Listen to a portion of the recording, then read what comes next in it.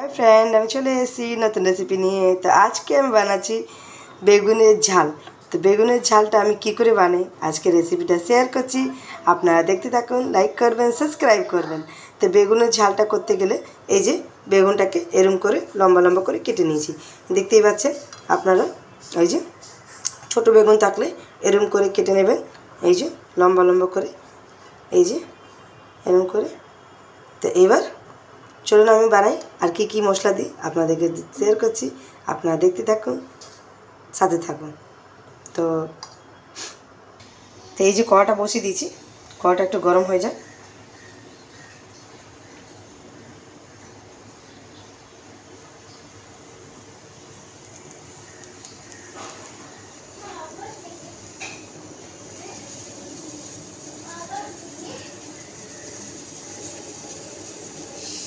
তো এই যে কড়াটা গরম হয়ে গেছে, এবার তেলটা দেব। তো এই যে তেলটা দিচ্ছি। তো বেগুনের ঝালে একটু তেলটা একটু বেশি দিতে হবে। তো এই যে তেলটা দিলাম, তেলটা একটু গরম হয়ে যাক। তো এই যে তেলটা গরম হয়ে গেছে, এবার কালো জিরে দিচ্ছি। এই যে কালোটা জিরেটা দিয়ে দিলাম। তো তার সাথে পেঁয়াজটা দিয়ে দেবো।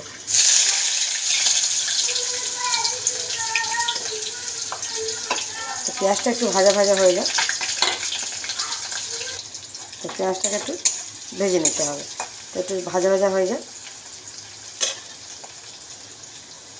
পেঁয়াজটা ভাজা হচ্ছে, তার আগে আমি এই যে হলুদ,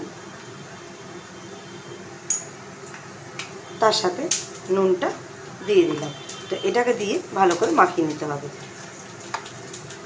তো এরকম করে আপনারা ভালো করে মাখিয়ে নেবেন। তো এই যে আমার মাখানোটা হয়ে গেছে, দেখতেই পাচ্ছেন আপনারা। বেগুনটা পুরো নুন হলুদ মাখিয়ে রেখেছি। এবার চলুন, পেঁয়াজটা ভাজা ভাজা হয়ে গেছে এবার।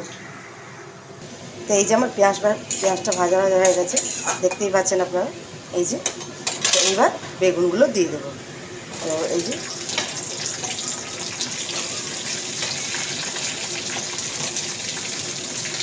এই যে ভাজা ভাজা হয়ে গেছে, এবার এটা দিয়ে দেবো। তো আমার বেগুনটা এবার দেখে নিই। এই যে সব জায়গা যেন দেখলাম। তো একটু ভাজা ভাজা হয়ে যায় বেগুনটা, তারপরে মশলাগুলো দেবো। তো এই যে আমার বেগুনটা ভাজা ভাজা হয়ে গেছে, দেখতেই পাচ্ছেন আপনারা। তো আমি গোটা গোটা রসুন দিয়েছি, তো এর ফ্লেভারটা খুব ভালো হয়, তাই জন্য দিয়েছি। তো এবার মশলাগুলো দেবো।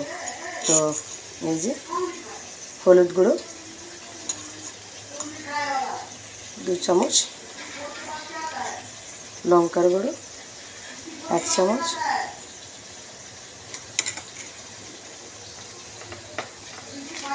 তার সাথে নুনটা। তো নুনটা আপনার অনুযায়ী দেবেন, কেন কি আমি নুনটা বেগুন মধ্যে মাখিয়ে রেখেছিলাম। তো নুনটা আমি আন্দাজে দিয়েছি। তো এটাকে এবার কষে নিতে হবে। তো এটা বাড়িয়ে দিই। এই যে এরকম করে কষে নেব।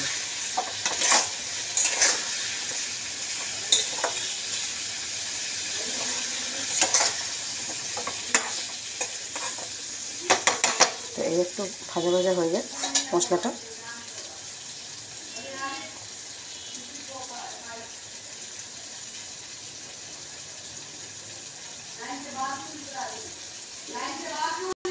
তো এইটা বেটে রেখেছিলাম।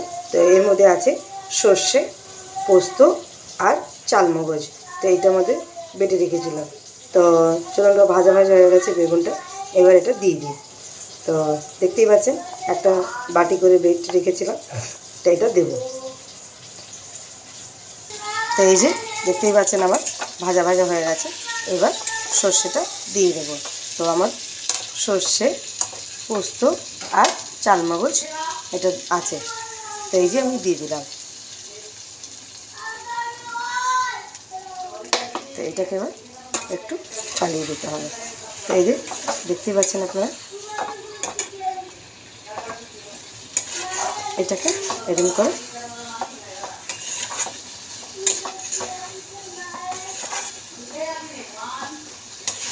এই যে এরকম করে তাহলে একটুখানি জল দেব। তো এই যে আমি একটু জল দিয়ে দিলাম। তো এটা একটু ঢাকা থাকুক, এবার একটু 5 মিনিটের মধ্যে এটাকে সিদ্ধ হোক, তারপর দেখাবো। তো একটু ফুটে যাক ভালো করে। তো এই যে আমার বেগুন ঝালটা এই যে আমার রেডি হয়ে গেছে। তো এর মধ্যে একটু তেল দিতে হবে। তো চলুন দিয়ে দিই। তো এই যে কাঁচা লঙ্কা আগে দিলাম। তো এটাকে একটু মিলিয়ে দিই। এই যে এরপরে একটু মিষ্টি দিয়ে দিই। এই যে এতটা মিষ্টি। তো এটাকে একটু নাড়িয়ে দেবো ভালো করে। এই চিনিটা ভালো করে মিক্স হয়ে যায়। এবার একটু তেল দিয়ে দেবো, কাঁচা তেল দেবো। এই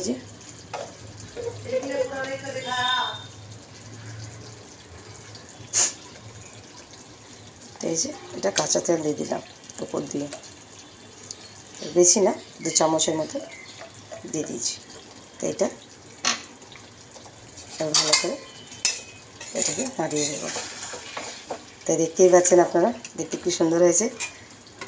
তো এটা ভাতের সাথে বা পরোটার সাথে বা রুটির সাথে, যার সাথেই খাবেন না কেন খুব ভালো হয় খেতে। আপনারা বাড়িতে একবার ট্রাই করে দেখবেন। তো চলুন এটাকে এবার নামিয়ে দিই।